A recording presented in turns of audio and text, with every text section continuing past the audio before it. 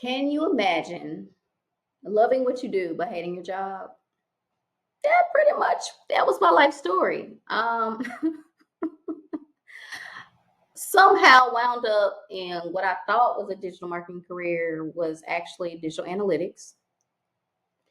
And how I am around operations and process, just having those experiences, I had no idea that's what I was bringing into a lot of what I didn't like about the jobs that I was doing.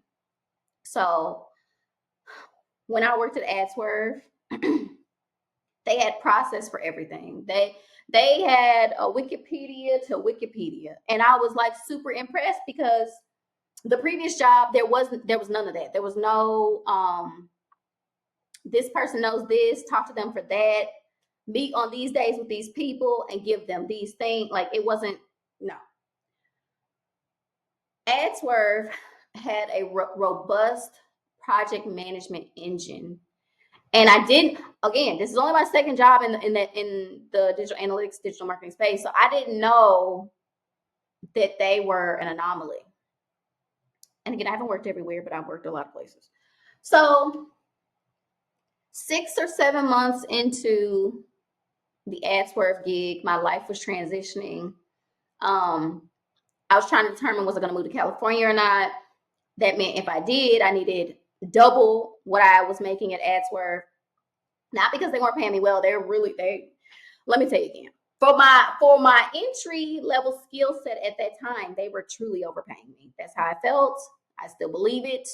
And I'm very grateful that I had the experience. But what happened is a recruiter was in my inbox because apparently after you go to agency life, you're like valuable or something. I don't know.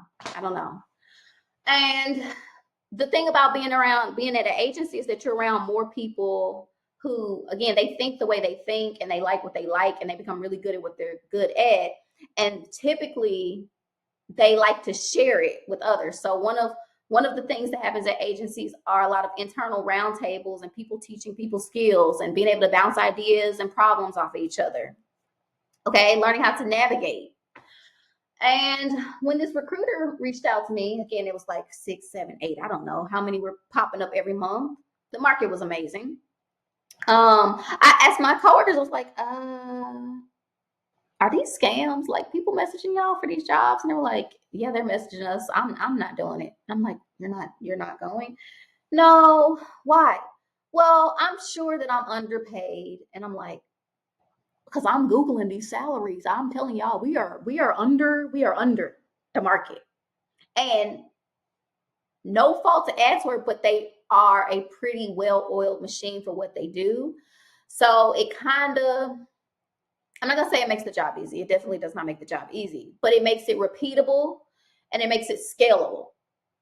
And this is really important when you're talking about building a business. It's like hiring people to do things that you have not outlined how you're going to get them done is catastrophic in the long term, right? You can't hire a team of 6 and not know what those 6 people are doing and how they contribute to the business bottom line. But at the same time, you want to complain about the fact that you're paying them and you're not seeing any results. It's like you probably should have attached the job to outcomes. Like that's, again. So the recruiters were in the inbox. My coworker who trained me was like, girl, I don't know. I don't know if it's a scam. I don't know if it's real. I'm not interested. I feel loyal to AdSwerve. She's still there. Praise the Lord. Some of us in this generation are still loyal, and I'm all for it. Be loyal. Please be loyal. She's gotten promotions since. I'm so proud. Like it's really great. The problem for me is I don't come from an industry where, again, PhD thing, promotions aren't really a thing. It's like, yeah, you get promotions, but most scientists sit where they sit for years. Like I'm just now seeing some professors from my time in undergrad getting like tenure because it's a game that you are kind of sort of not really in control of because it's political. But then there's the other part where in academia, a lot of folks don't retire. They don't leave their position. They stay there. They wait for their turn. And so what I actually learned from science was like, I'm not waiting for my turn to feel fulfilled. Like it's strange to me. And fulfillment does not necessarily come from the amount of money, but it comes from what I'm doing to earn money. And that too is also a problem because, in general, some of us, I'm not going to say all, but some of us are really attached emotionally to how we feel about how we make money. Why does this matter? It matters because she said she was loyal to AdSwerve. And I was like, loyal? But AdSwerve's not loyal to me. They they will fire me or lay me off if they have to. It's a business. And so at that point I didn't realize, but my brain was doing a kind of like self-direction, mindfulness, holding me accountable to the fact that it is for me to always make the decisions that are in my best interest and not just go with the flow and allow decisions to be made for me. And that was really, it was really harsh for me to hear myself saying, but it was true. And of course, in the present climate where we see people getting laid off left and right, or, if you're a contractor and your contract doesn't get renewed, again, people feel personally violated or harmed, and it's unfortunate, but again, that's the human brain. We very much so attach personal feelings to professional jobs, tasks, and what just is. So part of my self-healing, my discovery has been like trying to identify how those things are enmeshed and where it's inappropriate, because the amount of my paycheck does not dictate my value. The amount of time I spend on a job does not dictate my value. The amount of hours I work per week does not dictate my value, right? All of these things are relative to you requiring income to meet basic needs, period. So when the recruiters were reaching out, I'm like, okay, I'm in a pivot. Personally, I might be moving to California where the freaking cost of living is. So let me figure out what I'm going to do. I happened to respond back to a recruiter, started the interview process, got hired, doubled my salary. I hit six figures in what I thought was digital marketing, but it's actual digital analytics in 2 years. The Reddit poster said, can you get hired doing GA and GTM? And the comment said, no, you're going to be paid minimally. I was getting paid six figures after 20 months? Like 20 months in the space. Why this is important is because at the time I was telling myself like, oh, I want to be debt free, fire community. Yeah, I wanted to be all that. I want to have no debt. I thought like, oh, if I have no debt, then I will have less stress. Even if you don't have debt, you still have to have money. Like some way, somehow you have to have a means of getting money. And so it actually was a pivot in my thought process and another twist to my self-discovery, which is six figures ain't gonna solve your problem. Even if you have a house that's paid off, you still require taxes, insurance, and house maintenance money. You are required to have like your insurance premium, right? You're required to have your, holy crap, the basement's flooding and I have no idea how to, like, what do we do? So you may get rid of the monthly bill, which may be tied to a loan that the bank holds, but it doesn't absolve you from the concept that you still must maintain cash flow. So by the time I went to California, again, six figures, the company actually had, I don't know if they still do this, but they have referral bonuses if people got hired that you referred. And I told you this niche is, the space is very, very small. It's a very niche skill set. So I started to post about my level up and my income, all the details in this Facebook group for that course that I took that first introduced me into digital marketing. I started to tell the people about the money I was making. So what happened is, I think like yeah, three people came to me and I told them to apply at the company I was working with. They all got hired. I got a bonus and I used that bonus to pay off my car. That debt was gone. Baby girl thought she was living. She thought she had it. No. You know why?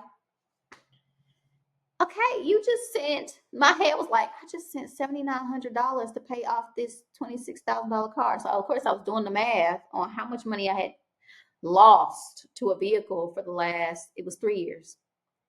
Um, and then I started doing the math on, okay, if I'm not paying this $358 a month, how much money do I have every year? Hold on, let me do the math. Oh, let's see. I said 358 times 12. Okay, great. I'll have $4,296 in my pocket. And then I said, but girl, you just sent them $7,900. So my brain immediately went into like, I'm never going to get $7,900 again. Why did I think that? Um, Scarcity, not believing that the universe and whatever it is that you all believe in, I always say universe, is going to provide. That's actually what happened because right after that, um, at the agency I was working with, I mentioned that I went to AdsWork because I liked their learn, do, teach model, and I was totally in love with their process for project management and fulfillment of projects.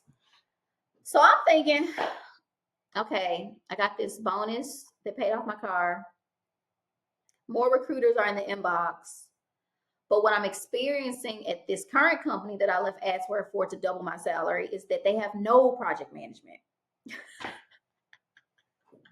they, they have no fulfillment process. What they have is very custom everything. So down to like, how do you email somebody back? What's the time frame? What's acceptable for how many hours to wait? Like none of that in place. It was just always like fires. Because they didn't have things in place like when, okay, you're on a team and you have your manager, you might have like a team lead, and then you might have like four people who fulfill work. Because they didn't have a structure, it was like two people could get all the work, and then everybody else is sitting there like, well, why did we get hired? And that type of culture, unfortunately, when it looks like you're not working, this is where my brain goes. I'm like, they finna cut my job, and I just hit six figures. I gotta get out of here. I told you I got an I quit thing.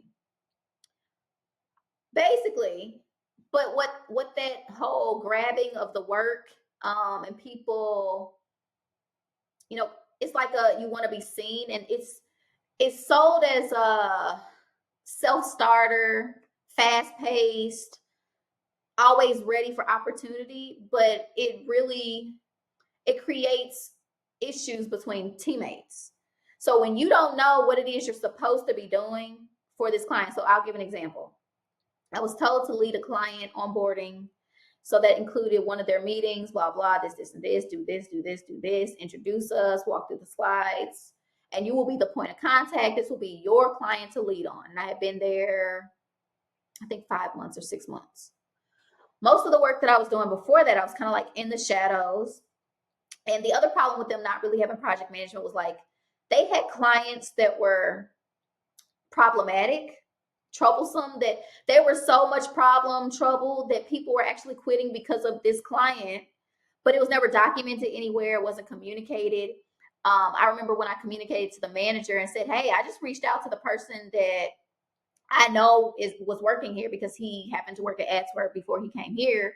He just told me like, yeah, that was his client, and that's why he quit because it was a lot. Like, and there was no oversight from managers and leadership to understand what this client is actually creating, right? The climate that they're creating. He was like, oh, thanks for letting me know. And I'm like, thanks for letting you know. Oh, I got to figure it out myself. See, again, I told you that's where I quit. I don't Some people find joy that they work until midnight to try to please, because this is people pleasing, please their client who keeps changing things. Or some people find that in order to earn money, they have to work hard. Like if they're not working hard, then they don't deserve the money that they get. I got another problem. I wasn't doing too much there, and I felt like I'm losing the skill set that I started to develop at AdSwerve. I got to get out of here. I got to get me some more work. So what happened is, instead of getting recruiters for W-2 jobs, I started getting recruiters for contracts. Y'all, in my head, I thought contract meant like, I thought it meant like AdSwerve. I thought it meant client needs you to install GA4 on these websites. Client needs to know needs to know tagging for these pages and create reports from this, and like very, you get what I'm saying? Like process driven, logical. Yeah, that was not the contract experience, and we'll get into that in another video. But that's what I thought I was going to do, because I still felt like AdSwerve had this project management system, repeatable, scalable. Again, the work was not easy, but it was not hard to get the information that you needed to complete the work. And so what I found out was, baby girl, it gets worse. I found out that this process, what I have now learned, the official term is marketing operations. It's not really a thing. Like it's not, it hasn't been built out at most companies. And the Google Analytics and Google Tag Manager roles just kind of reveal it. So I'm not really trying to talk too heavily about the digital analytics space in itself. What I'm really trying to relate this to is how I naturally think and work, what information I take from my experiences. And then when I go to the next experience, I'm like, what is going on? I feel like I am on the sinking Titanic. Like I thought I came here to do a better version of what I was previously doing, when in actuality, what I've learned is a lot of times when you're hired, it's because you've been doing something that company, they didn't know that they should be doing. They've never experienced somebody that worked at an AdSwerve, right? Or I'll just say that at InfoTrust that I went to, it was a lot of AdSwerve former employees, but those employees that left AdSwerve that then stayed at InfoTrust, a lot of them liked the lack of centralized project management. So what my career journey basically has shown me is like, I have a working style. Some people think it means that I'm not a self-starter. That's absolutely not true. I have solved problems at companies that had nothing to do with what they hired me for. I have revealed problems and people within the problem. By people, I don't actually mean people. I mean the role and how the role is functioning, because this is how my brain works. But because most people, when you see job descriptions and they're like, fast-paced environment, always be moving, fast thinker, quick thinker, self-starter. What I've actually learned is red flag. Red flag. So when I'm talking to companies, it's like, what's the day-to-day look like for this role? And when they say they don't know, I didn't learn that the first 2 contracts or 3 contracts, because I thought I was hearing optimism and not the truth. I was hearing, oh yeah, we have a day-to-day. Oh yeah, we have documentation. And what I'm trying to say to you is, the job I do requires heavy documentation. So every single time that they said that they had documentation and I went in and they didn't, and I was alarmed and it was treated like I was a problem, it's like, you're asking me as a new employee how to do something, or new contractors in of some cases, right? To do something that it's not documented what you were doing. So I'll leave that there because it goes off into me discerning more of like what the marketing industry is like, what the marketing analytics industry is like, and how they're really trying to combine them and make them like one thing. The Digital Analytics Association just ended, I think, a year ago or the top of the year. I don't know. And they were like, we're done because we've now been integrated into marketing teams. And I'm like, you're not done. The work just started. Like, what are you talking about? Every time I start one of these high paying jobs, high paying roles, high paying contracts, what you want to call them, because they're not jobs, let's be clear. Ain't no systems. And I'm confusion because welcome to the science training, guys. Today we're doing this experiment. This is what we need. We documented this way.